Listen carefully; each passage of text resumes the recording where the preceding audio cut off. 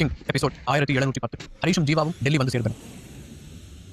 இருவரும் நேராக தனது ஹீலிங் ஆர்ட்ஸ் காலேஜுக்கு சென்றனர். அங்கு நியூஸ் சேனல்ஸ் அனைத்தும் ஒரே செய்தியை திரும்ப திரும்ப டெலிகாஸ்ட் செய்து கொண்டிருந்தன. வன்முறை, கொலை முயற்சி மற்றும் ஆள் கடத்தல் வழக்கில் தேடப்படும் குற்றவாளியாக அறிவிக்கப்பட்ட மந்திரி மகன் மிதுன் தலைமறைவு. டிவி திரையில் மிதுனின் புகைப்படம் வாண்டட் என்ற தலைப்புடன் ஃபிளாஷ் ஆகி கொண்டிருந்தது. சோஷியல் மீடியாவில் போர்க்களமே நடந்து கொண்டிருந்தது. மிதுனின் வெறித்தனமான ரசிகர்கள் சிலர், இது அரசியல் சதி, எங்க தலைமை ஒரு அப்பாவி, சிங்கத்தை யாராலும் கூண்டு அடைக்க முடியாது, அவர் திரும்பி வருவார் என்று ஸ்டேட்டஸ் போட்டுக் கொண்டிருந்தார்கள். இன்னொரு தரப்போ வேஷம் கலந்துருச்சு, திரையில தான் ஹீரோ, நிஜத்துல ஜீரோ, இந்த ஹரிஷ் சாருக்கு ஒரு சல்யூட், இவன் மாதிரி ஆளுகளுக்கு தான் சரியான பாடம் என்று மிதுனை கழுவி ஊற்றிக் கொண்டிருந்தார்கள். சோஷியல் மீடியாவில் நடக்கும் இந்த விவாத போரையும் மிதுனை பற்றிய செய்திகளையும் ஹரிஷ் துளியும் கண்டுகொள்ளவில்லை. தலைமறைவாக இருக்கும் மிதுனை அப்படி விட்டு வைத்தால் ஆபத்து, அவனால் திரும்பவும் ஏதாவது பிரச்சனை வரலாம் என்று ஹரிஷ் நினைத்தான். அவனை எப்படியாவது பிடித்து விட வேண்டும் என்று முடிவு செய்த ஹரிஷ் காளிதாசிடம் உதவி கேட்டிருந்தான். ஹரிஷின் காலேஜில் அந்த வருடம் சேர ஏகப்பட்ட அப்ளிகேஷன்ஸ் வந்து குவிந்திருந்தது. காவியாவுடன் சேர்ந்து அவன் அந்த அப்ளிகேஷன்களை பார்த்து கொண்டிருந்தான். அப்போது ஹரிஷின் போன் ரிங் ஆனது. எடுத்து பார்த்தான்.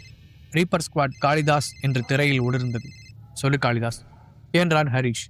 ஹரிஷ் ஒரு இம்பார்ட்டன்ட் இன்ஃபர்மேஷன் சொல்ல தான் நான் கால் பண்ணேன். மிதுன் எங்கே பதுங்கி இருக்கான்னு போலீஸ் டிபார்ட்மெண்ட்டுக்கு ஒரு க்ளூ கிடைச்சிருக்கு. டெல்லி பார்டரில் இருக்கிற ஒரு பழைய கெஸ்ட் ஹவுஸில் அவனோட அப்பா மினிஸ்டர் சிவபிரகாசத்தோட ஆட்கள் நடமாட்டம் அதிகமாக இருக்கிறதா தகவல் வந்திருக்கு என்று அவர் சொல்லி கொண்டிருக்கும் போதே குறுக்கிட்ட ஹரிஷ், குட் நியூஸ் காளிதாஸ், அந்த லொக்கேஷன் எனக்கு அனுப்பு, நான் இப்போவே அங்கே போகிறேன் என்று அவசரமாக கூறினான். நோ யூஸ் ஹரிஷ், அவன் இருக்கிற இடம் தெரிஞ்ச உடனேயே போலீஸ் டிபார்ட்மெண்ட்டை சேர்ந்தவங்க அங்கே போயிட்டாங்க. பட் அவன் அங்கே இல்லை. போலீஸ் வர்ற விஷயம் தெரிஞ்ச உடனே அவன் அங்கிருந்து எஸ்கேப் ஆயிட்டான் என்று காளிதாஸ் கூறியதை கேட்ட ஹரிஷின் கண்களில் ஏமாற்றம் தெரிந்தது. அவன் மனதில் இருப்பதை புரிந்து கொண்ட காளிதாஸ், டோன்ட் வெரி ஹரிஷ், கூடிய சீக்கிரம் அவனை பிடிச்சிடலாம் என்று கூறினார். ஓகே, அவனை பற்றி ஏதாவது தகவல் கிடைச்சா உடனே எனக்கு இன்ஃபார்ம் பண்ணுங்க என்று ஹரிஷ் ஃபோனை கட் செய்தான்.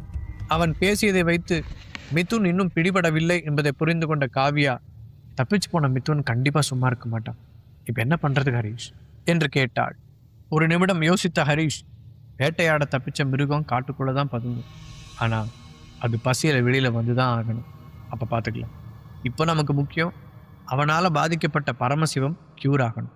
ஹாஸ்பிட்டலில் இருக்கிற பரமசிவத்தை நான் பார்த்துட்டு வரேன். இந்த அப்ளிகேஷன் எல்லாத்தையும் சார்ட் அவுட் பண்ணி எலிஜிபிள் அப்ளிகேஷன்ஸை செலக்ட் பண்ணி அட்மிஷன் கார்டு அனுப்பிடு என்று கூறினார்.